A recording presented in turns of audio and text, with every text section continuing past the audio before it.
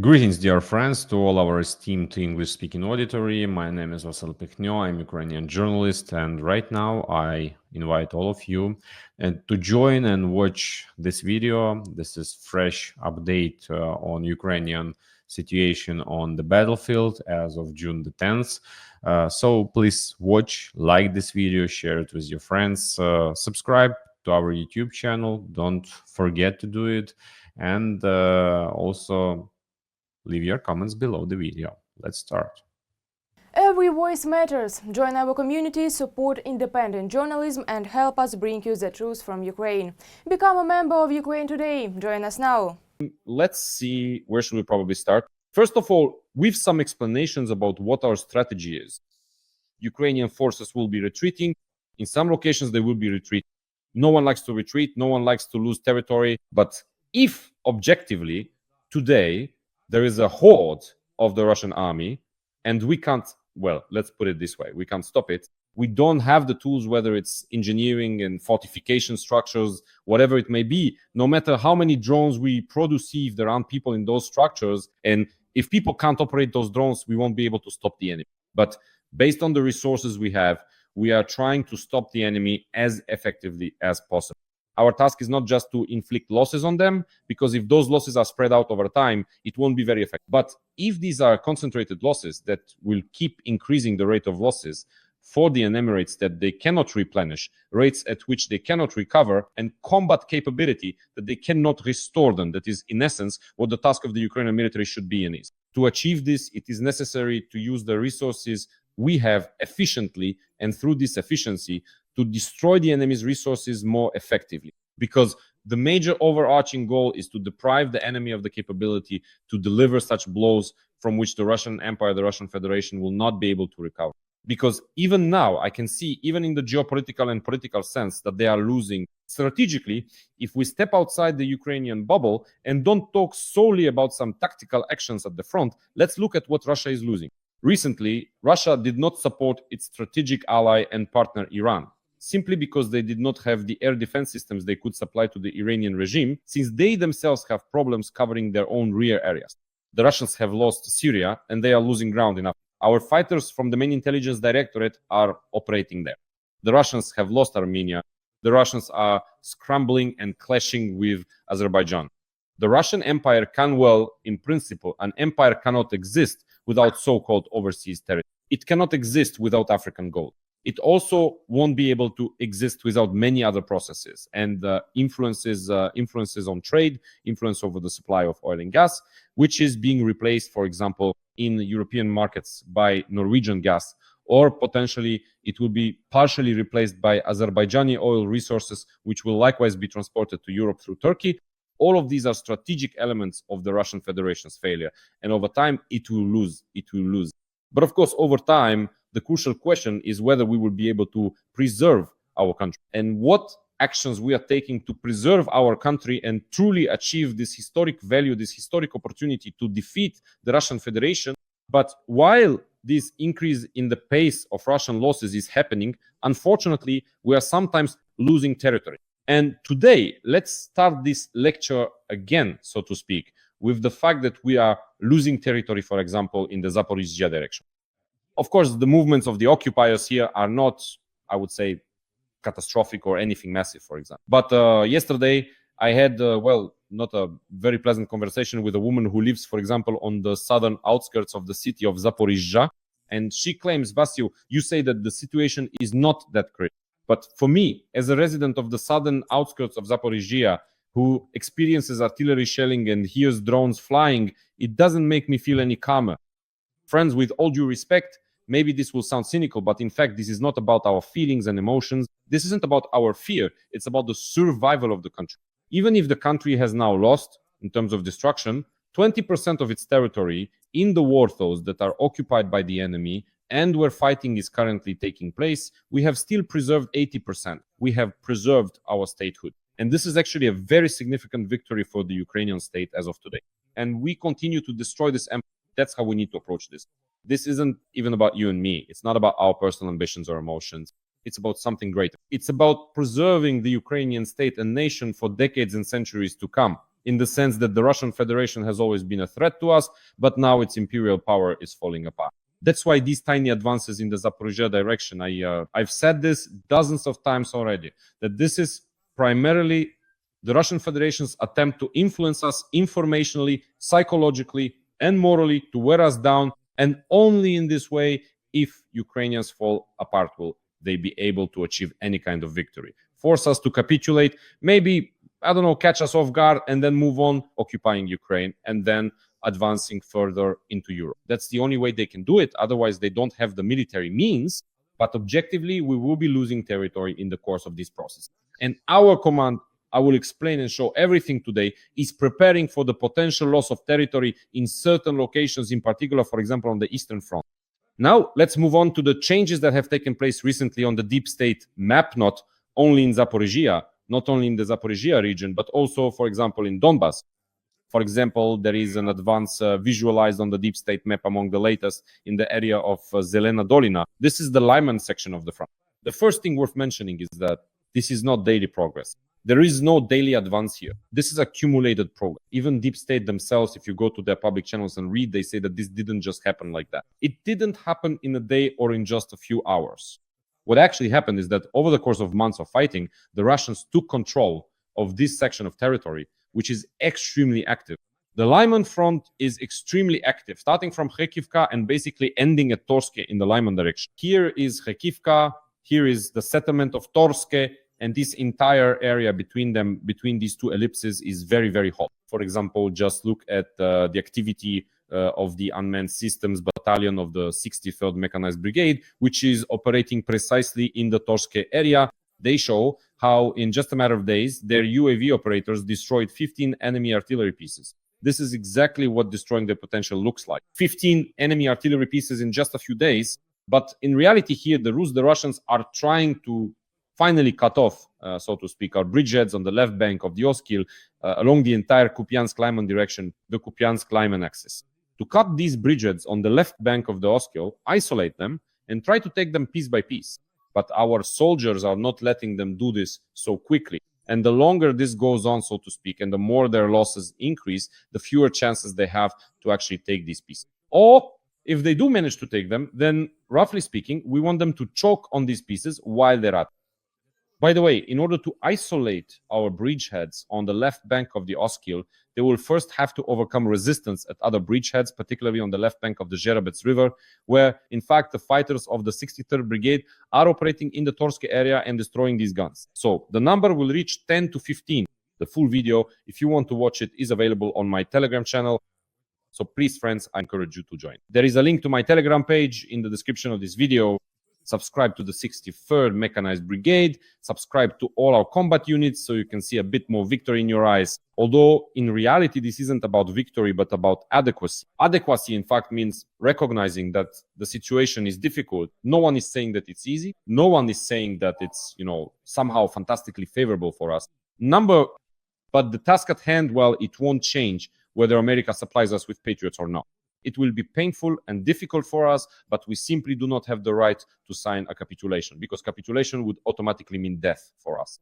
That's all there is to it. Those are, in fact, all the circumstances we are currently witnessing, and this specifically applies to the Lyman direction as well. Here, I'll repeat myself once more and point out these ambitions that the Russians have. They want to cut our bridgeheads on the left bank of the Oskil, isolating them into three parts: the Kupiansk, Borova, and the Lyman sectors. And in fact, this is the plan they are trying to implement. But let's see how difficult it is for them already in this section of the front. Let me use another color, orange, in this area of the front. It's becoming hard for them to advance toward the Oskil River.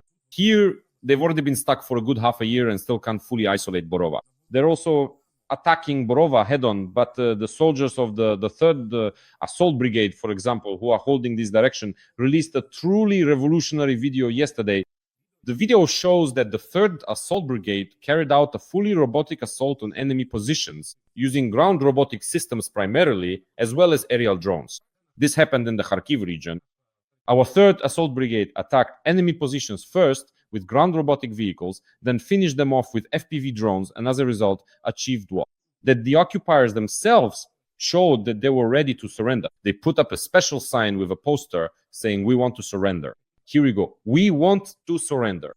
And so they surrendered. They left their positions, then drones guided them to our soldiers, and our soldiers took these prisoners from among the Russian Federation. That's how it happened. And in fact, this is the best example of how it should be, what a technological robotic war should look like, a fully robotic assault. Kamikaze UAVs drove in, destroyed the dugout, FPV drones flew in, added a bit more trouble for the Russians, and in the end, the drones escorted the Russians to the surrender point for our soldiers. Only then did the infantry come out in complete safety under the cover of our drone and with full situational awareness to take these captured soldiers. This is the kind of operation, unique in its nature, that was carried out in the Kharkiv region by the fighters of the Third Assault Brigade. Personally, I am involved in this war not only as a journalist, but also as a volunteer. And I have great faith in ground-based robotic systems. For more than a year, I have worked with various units in the context of UGVs. Among the most recent, this is not meant as boasting. I'll explain now why I'm even showing this video. I have a friendly foundation that I cooperate with. It's called U8. It's a VIV-based foundation with which we've actually raised about 2 million hryvnias, including for unmanned ground vehicles for the Third Assault Brigade, by the way. These are Targan unmanned ground vehicles. This is the official video that we presented on the foundation's pages when handing over the equipment. These Targan Kiki was sent to the Third Assault Brigade. By the way, it's possible they even took part in that assault. But why am I actually showing this video? It shows, friends, the statistics of these NRKs. They have already been operating in the Third Assault Brigade for 2 months. The guys allowed me to share some figures based on the results of these 2 months. Yes, a large part of those 6 drones that were personally delivered by me and representatives of the foundation have already been lost. But just imagine the numbers that the NRKs have achieved in these 2 months. In these 2 months, 6 vehicles have traveled about 1,000 kilometers along frontline roads, thousands of kilometers that in fact ensure logistics. They have completed 91 missions. 91 missions, both logistical and evacuation. They evacuated 12 wounded, that is 12 lives saved, with the help of ground robotic systems, and transported 23 tons of cargo to the positions. So what I'm getting at is believe in this too and donate as well to this component of ground robotic systems. They are now extremely important for the front, absolutely crucial. Their role cannot be overestimated. And that's why in the current conditions of technological warfare, in today's reality of overwhelming FPV drone dominance, they perform extremely important functions, as the Third Assault Brigade is clearly demonstrating to us. And now I will wrap up the review, but with this broad topic of fortifications. There is a remarkable French OSINT analyst, Clément Moulin, who, using satellite imagery, identifies and monitors how Ukraine is preparing to defend itself against the enemy. He constantly marks the approximate locations of defensive fortification structures on the map. I can't say that this is some kind of total betrayal, because the Russian Federation has access to the same satellite images and can see all of this just as well. Well, it's impossible to hide fortifications nowadays. Now it's only possible to draw conclusions about whether they are preparing at all. So friends, the answer is they are preparing, and they're preparing quite well, really well. That's the general overview from Clément Moulin regarding the Ukrainian fortification. What do we see on them? In orange, this is the almost finalized Ukrainian First New East Donbas, or generally Eastern Line of Defense, which stretches all the way from the area of Lipsy north of Kharkiv to the northwest of Kharkiv, continues around the outskirts of Kharkiv, reaches basically up to the area of Veliki Burluk, east of Izium, west of those locations currently being discussed, where fighting is taking place. Burova, that is Kupiansk, west of the Kramatorsk, Sloviansk agglomeration, west of Pokrovsk, and ends in southern Donbas in the area of Vilna Pole. Let me do it this way, Yun. The more familiar deep state map, I'll roughly and very schematically outline what these fortifications look like. That is, they actually start even farther back than Lipsy. They begin roughly right here. They run like this further south, east of Kupiansk, west of Izium, east of Sloviansk and Kramatorsk. Now let's zoom out on the map again. I did it wrong. This is how I should be drawing it. So these fortification lines run somewhere like this. There. This is the first line of fortifications that the Ukrainian military has already managed to build, roughly since the beginning of this year. The second line of fortifications is shown in red to the left of the orange line, which the Ukrainian command is also constructing, let's say, understanding the threats and dangers that we might lose our main defensive positions in the Ukrainian Donbas. As of now, we have 9 such key base cities around which the defense is and will be conducted. One of these cities is undoubtedly Dobropilya, which is extremely important in the context of the current defense in Donbas. Well, we'll get to Dobropilya a bit later. Let's also take a look at these engineering and fortification structures, for example, how they look to the west of Sloviansk, Kramatorsk, and Drushkivka. We can see what they look like, basically, like this. Here you can see small entrenched positions, that is, small trenched positions. These are actually thousands, well, okay, maybe hundreds, if not thousands. Hundreds of various tiny, intricate trenches, formidable anti-tank ditches, and numerous other obstacles, the sheer number of which is actually continuously increasing, steadily increasing, and perpetually increasing. They are connected into one general, roughly logical line, because right now, no one is building large company strong points. Now, everything is being built with small trenches, which in the context of drone warfare are essentially meant to protect our infantry who are there and our UAV operators who are there. Well, that's how this line of defense is being built. Special attention should be paid, for example, to the new fortifications that have appeared around Dobropilya, because here you can clearly see, in fact, on satellite images, new ditches and trenches that were literally dug last month throughout June around Dobropilya. That is, from how it looks now, it's clear that Dobropilya is an important logistical hub for the areas of Donbas controlled by our government. The probable extensions of the new ditches and trenches of the defensive lines around Dobropilya, which may appear in the near future, are marked in blue. The areas marked in red show what already exists around Dobropilya. And in fact, Dobropilya is being turned into a real fortress.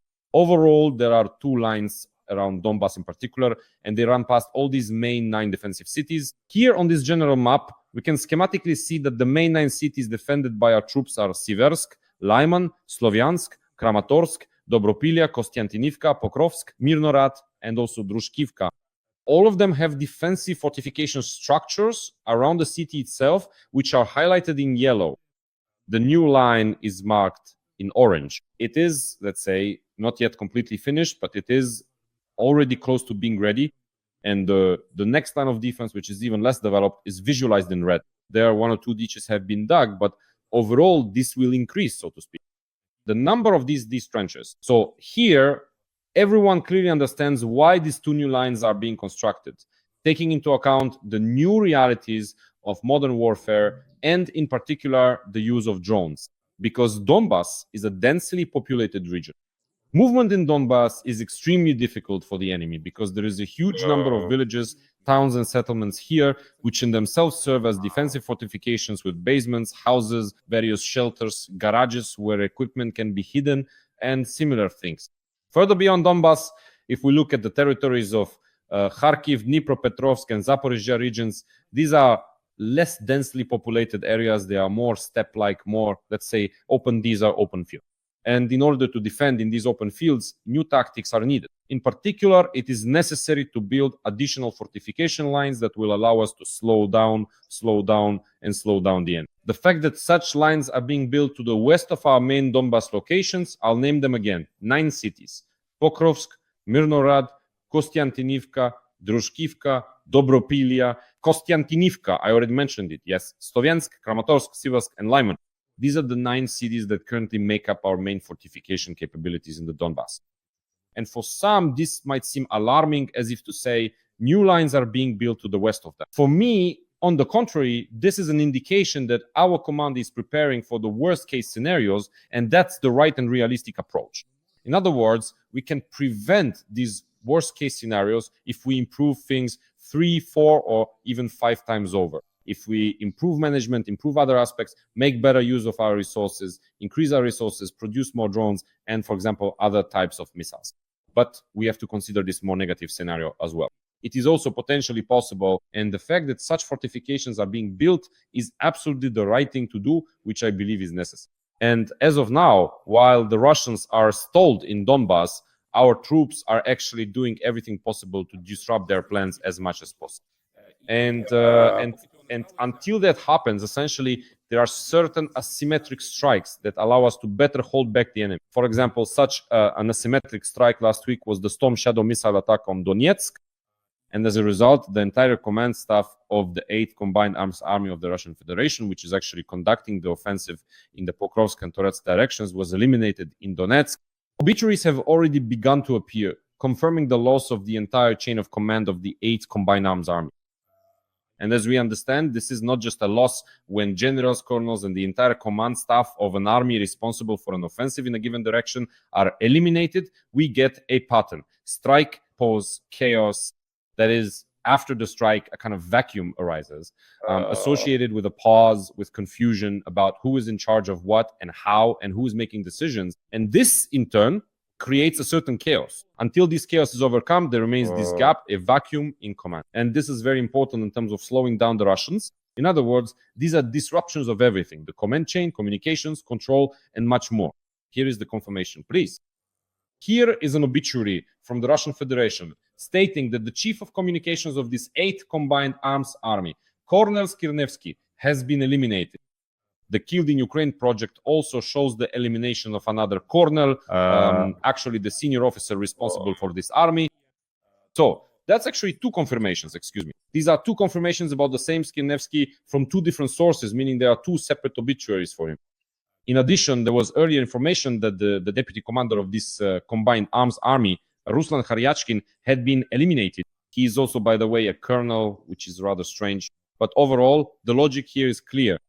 By disrupting plans and destroying logistics, for example, in the occupied south in Zaporizhzhia and Kherson regions, our soldiers are carrying out the same actions, and they're actually doing so successfully. So, dear friends, don't panic. Support the defense forces, support ground robotic systems, believe in the armed forces of Ukraine, join the armed forces, take care of your mental and physical health. All the best. Take care of yourself. Until we meet again.